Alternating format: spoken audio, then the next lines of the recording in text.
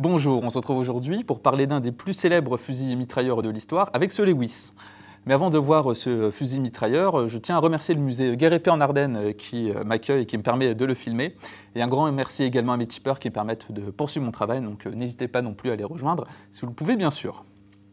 L'histoire du Lewis est assez intéressante, car ce fusil mitrailleur est une icône britannique de la Grande Guerre, mais l'histoire de cette arme commence aux États-Unis. Au début du XXe siècle, aux USA, le colonel Isaac Newton Lewis participe au développement de canons automatiques avec le docteur Samuel McLean. Mais l'entreprise va faire faillite en 1909 car elle n'arrive pas à vendre ses armes auprès de l'armée américaine. Et Lewis réalise que le refroidissement liquide n'est pas une bonne idée et il va s'appuyer sur les designs de McLean pour développer sa propre arme avec un calibre plus petit et ce coup-ci avec un refroidissement par air. Il fait donc une pause dans sa carrière de militaire pour concevoir son arme et pour la proposer à l'armée américaine. Il fait produire les premiers prototypes en 3006 par l'entreprise Savage et il fait essayer son arme surtout en tant qu'arme embarquée pour l'aviation car c'était plus simple de la faire essayer dans ce contexte. Mais malheureusement pour Lewis, il n'arrive pas à vendre son fusil mitrailleur aux États-Unis et il décide alors de quitter l'armée et de partir en Europe. Tout d'abord, il va aller en Belgique, où il créera l'entreprise Armes Automatiques Lewis, car il avait pour projet initial de faire fabriquer ses armes à Liège. Mais finalement, ce n'est pas en Belgique que l'arme de Lewis va vraiment décoller, mais en Grande-Bretagne, en partenariat avec l'entreprise BSA, Birmingham Small Arms. Et c'est cette entreprise qui va construire les premiers fusils mitrailleurs en Europe. L'armée britannique va apprécier le fusil mitrailleur Lewis et elle va en commander plusieurs milliers lors de la déclaration de la guerre. Elle va demander quelques petites modifications à l'arme afin de l'adopter en 1914. Et diverses versions vont être adoptées par l'armée britannique, notamment une variante pour l'aviation sans le fameux radiateur. Et ce fusil mitrailleur va de manière assez ironique intéresser désormais les États-Unis, et plus particulièrement la Navy et les marines. Et le Canada également va acheter des Lewis fabriqués aux États-Unis. En Europe, le Lewis va être également produit aux Pays-Bas, mais après 14-18 et uniquement à quelques milliers d'exemplaires. Et en France aussi, on va produire des Lewis, uniquement 4000 fusils mitrailleurs dans leur configuration pour avion, et la production va être assurée par l'entreprise Darne. Et maintenant qu'on a vu la riche histoire de ce fusil mitrailleur, on va regarder ce modèle de plus près. Le fusil mitrailleur Lewis, bien que plus compact qu'une MG 0815, reste une arme assez massive avec sa longueur d'1,3 m. Et son poids est relativement élevé car il pèse 13 kg, là où un Shosha pèse environ 9 kg. Évidemment, une bonne partie du poids est due au canon, qui mesure 65 cm et qui est entouré d'un radiateur composé d'ailettes en aluminium. Autour du manchon, on a un bipied qui est rabattable et qui est attaché au manchon grâce à un collier.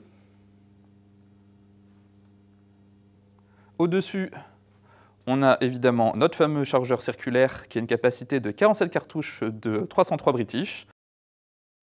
Les organes de visée du Lewis sont composés d'un guidon à l'avant protégé par deux oreilles de chaque côté. Malheureusement, sur ce fusil mitrailleur, le guidon a décidé de prendre sa liberté. Et on a un œilleton à l'arrière, qui est réglable et que l'on peut rabattre pour le transport. La cadence de tir du Lewis est d'environ 550 coups par minute et il n'y a pas de mode semi-automatique. La sûreté, elle, est très basique. C'est cette tige que l'on va faire remonter pour engager la sûreté et qui va bloquer tout mouvement de l'ensemble mobile. Enfin, on peut voir ici notre port d'éjection. Mécaniquement, le Lewis tire culasse ouverte comme beaucoup d'armes de ce type. Quand l'arme est prête à tirer, on a un chargeur contenant des munitions et la culasse est en arrière, maintenue dans cette position par la gâchette ici. L'appui sur la queue détente va simplement abaisser la gâchette et l'ensemble va partir en avant. La culasse va chambrer une cartouche et se verrouiller en pivotant grâce à une came. Le piston va forcer la culasse à tourner et le verrouillage va être assuré par les tenons à l'arrière de la culasse. Le piston sur lequel se trouve le percuteur va poursuivre son mouvement vers l'avant et déclencher le tir. Une partie des gaz va être prélevée par les vents et faire pression sur le piston qui va alors repartir en arrière. Il va alors forcer la rotation de la culasse qui va se déverrouiller, puis la tirer. L'étui va alors être extrait par la griffe de l'extracteur sur la culasse, puis il va être éjecté. Dans son mouvement vers l'arrière, l'ensemble mobile va permettre d'activer le coulisseau qui va faire tourner le chargeur pour qu'une nouvelle cartouche puisse être chambrée. Et ce processus va recommencer tant que l'on appuie sur la queue de détente et qu'il y a des munitions dans le chargeur.